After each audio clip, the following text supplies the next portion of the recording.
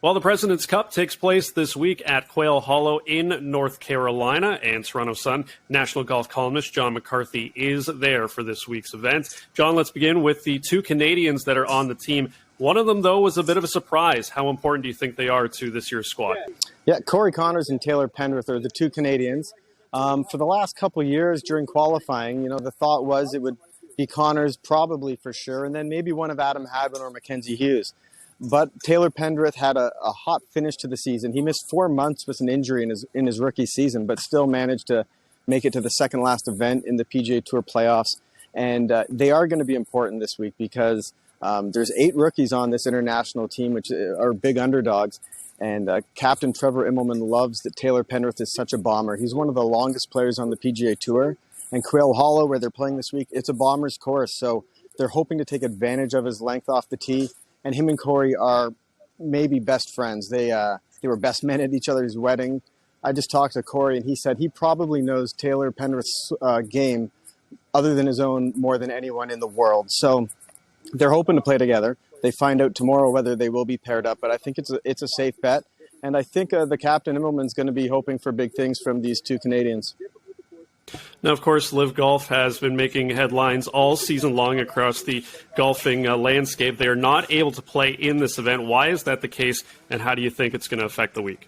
Well, the President's Cup is run by the PGA Tour, and currently with Live Golf filing a lawsuit against the PGA Tour, as you know, it's very acrimonious between the two. There is no chance that Live golfers would be allowed to play.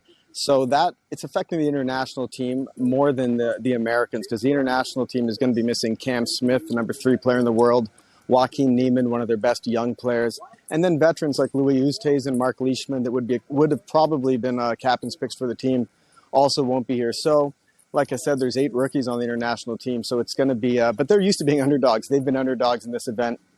Every time it's been played, they've only won once in 13 President's Cups. So they're well used to being underdogs. But last time it was played was in Melbourne in 2019, and the international underdogs were leading the event going into Sunday singles. So they're trying to build from that, sort of catch lightning in a bottle again, and this time see it through to the end.